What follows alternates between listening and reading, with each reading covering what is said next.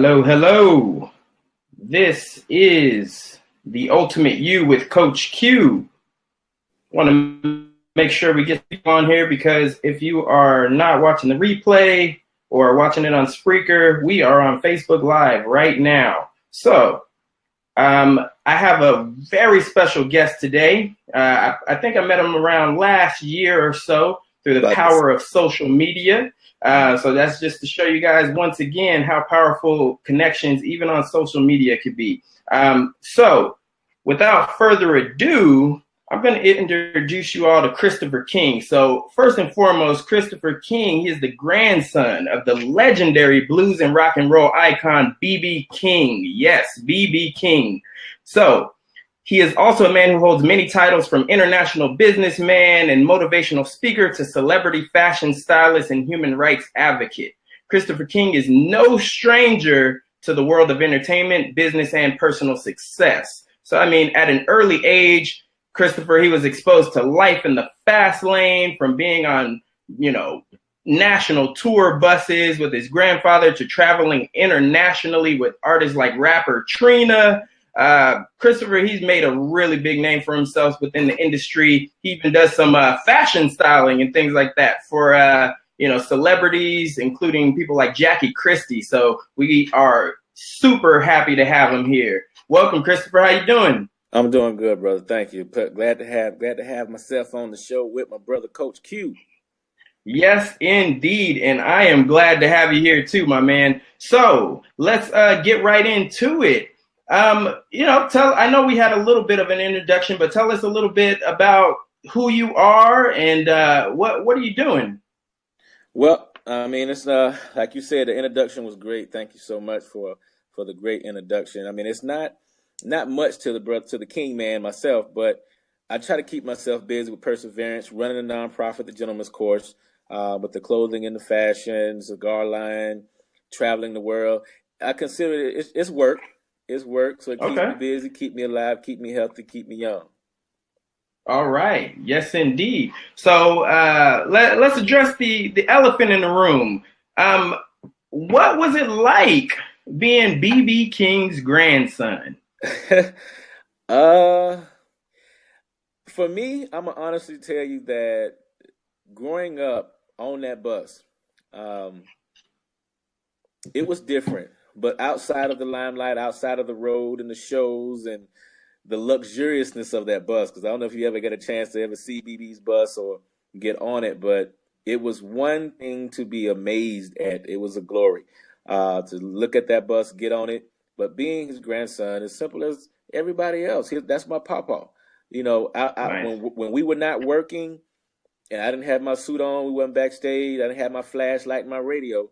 It was just me and Papa. We hang out, we eat lunch, eat catfish and collard greens like everybody else. Ooh. It's just, ours is different. We do ours bedside on a roller table. They roll up to the bed, in the hotel room or in the suite. So this depends. But that was still Papa. We went to the mall. I pushed his wheelchair. We had security, but it was just Papa, and we had our good times.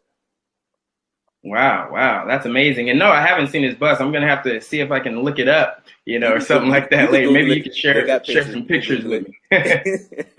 All right, most definitely. So yeah, I mean, so things like that. Repeat it one more time. I was saying, how old were you when you were, on this tour bus and hanging out with your grandfather? Well, it was a lifespan because I was more on it in my teenage and old adult years more than my youth years. My youth years were more so like a grandkid. I was 6, 7, 8, 9 years old, running around getting my butt spanked, because I ain't want to do right. I really didn't find myself or know the potential of who I was because he was a humble man. He didn't really treat us like the typical celebrity kids of today. It was more of a raising of a child, and he still had that mindset and that philosophy. So it was just different. But as my adult years and I matured, I got on the bus real heavy after I got out the military. So I was 22, 23, 24. I was grown before I actually started working on the bus legally. Back then, we worked on the bus as the bag boys, so we slang the luggage. That was it. But outside of that, my adult years, I actually had a job title. So it was interesting to ride around the country and on that bus.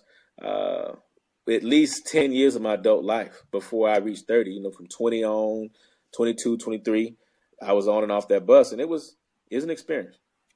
Yeah, I bet so. So, what is one nugget that you feel like you got from your grandfather BB King, whether it was directly him telling you something or indirectly watching him as he worked and went through life? Education is something nobody can take from you. So I say that meaning that people say or make excuses why they can't do something or they can't go somewhere or they can't achieve a goal. If you educate yourself to what it takes to actually accomplish it, the rules, business license, whatever you want to achieve, whatever you want to do, it's all in writing. But we as people have to take the time to read it, find out the knowledge and information, and we can be successful at whatever we want to do. Even the smartest people in the world, the most wealthiest, had to pick up a book and actually read. Yeah. No, that's awesome. I love it.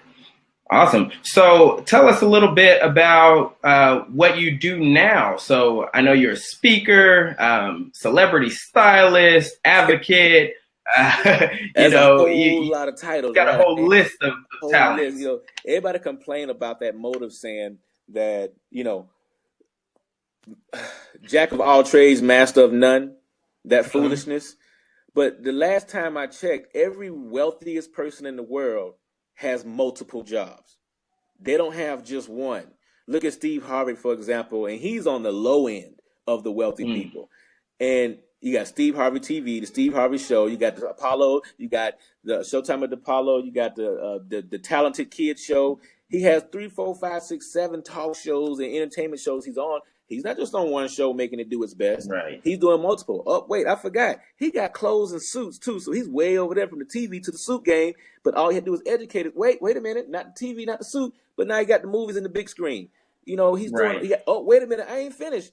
He got the radio show. It's so much he's doing, and they're not even in the same genre. So how can you say you can't do multiple talents at one time when there's people doing it every day?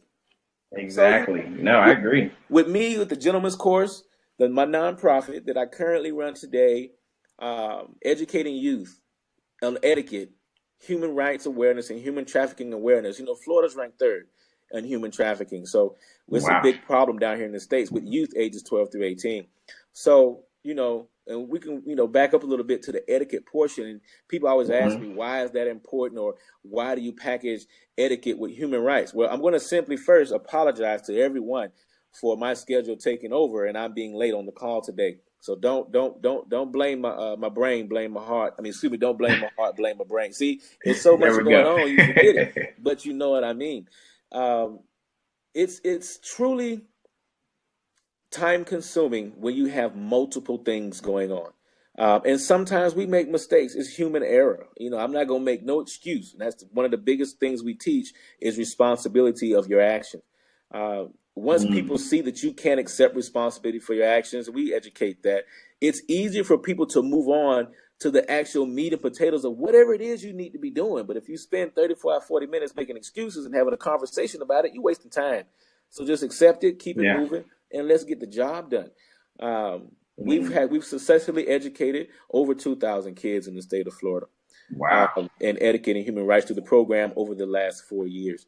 So it's something that we do truly see growing to be something special for the state of Florida. Simply put, we as a people don't read enough.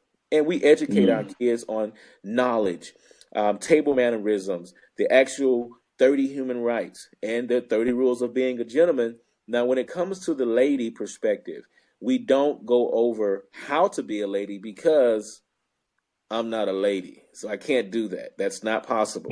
But what we can educate the ladies on, which is very positive for them and the society we're dealing with today, is the standards of what they should be attracted to. Because there is a standard of what a man or a gentleman is. We're born male, so we can't control that. That's just what it is. When we reach a certain age point in society's eyes, we become an adult or a man. Of man's standard.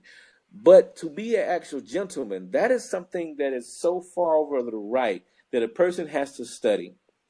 exercise and apply to life, a choice to want to be a better person, not only for themselves, but treating other people, because the gentleman is all about treatment, is it not? It's not about self-application as much, because if you're actually providing the treatment, then the self-application part is already done. You're fitting the bill, because in order to provide the treatment, you have to self-evaluate to know who and what you are as a person, as an individual, to be able to provide such treatment to people. Because I've never met a person who was so bad and evil, but was so nice. One doesn't go with the other. It's hard to do both. Mm-hmm. No, that's excellent. And actually, this is a topic that is actually near and dear to my heart, because I'm big on etiquette. I'm big on mannerisms. I am big on customer service, even in the business world. So I think this is amazing what you're doing. So can you tell me, do you think that it's harder today, or are there more obstacles in the way of our youth, having great etiquette? What do you think about that? The biggest obstacle I do see, we do have them, because back then, when our parents were our age, back in the 70s, because I'm an 80s baby. So back in the 70s and the 60s, my mom was 30, and whatnot. They didn't deal with the things in society youth are dealing with today. They didn't have the challenges. The drugs were different back then. The communication and interaction between people was so much different back then. There was no Facebook, there was no Snapchat, there was no Twitter. There was hardly even an internet. Basically an email system, but most folks had house phones. And if you wanted to talk to somebody, you had to pick up the phone and call them, or you had to walk over there, drive to go see them. So the blockage, honestly, is in the time difference in the mindsets of parenting and the youth of today.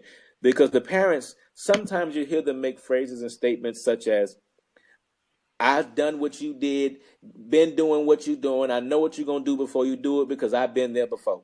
And technically, they're lying, because they have not. What kids deal with today, Facebook, the DM, slide in the DM, music videos. I mean, there's so much social influence on kids that's data controlled, electronically influenced, that are not person to person or face to face like it was back then.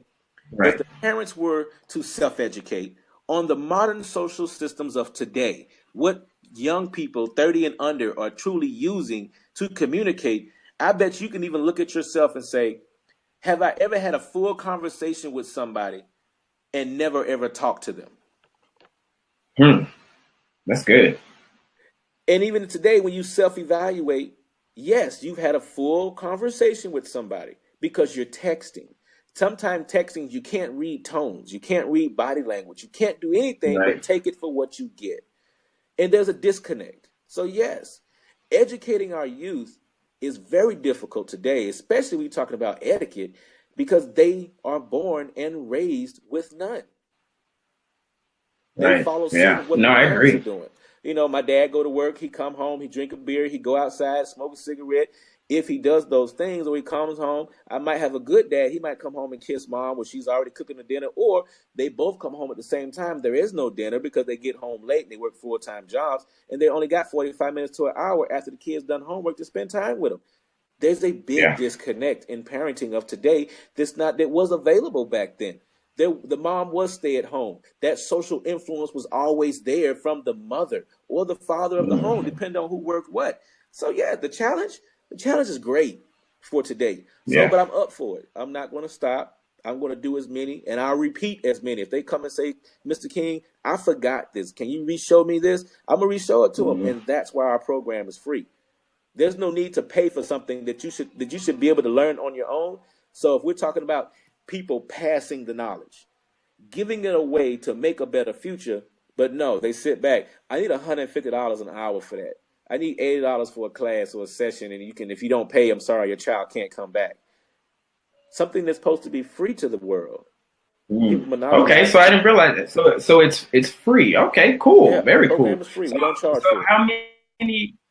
How many young men do you accept into the program at one time? Normally classes are about 30, so we try to do 15 and 15 to keep it odds and to keep it even. We don't do overly large classes. All right, cool. And how often do you run these classes? They'll run every weekend. So if I'm not able to facilitate myself, we do have coaches that facilitate the program. But they normally do coach sessions training on a Friday night, and then we do the actual sessions with the youth on Saturdays and Sundays on the weekends. Very cool, very cool.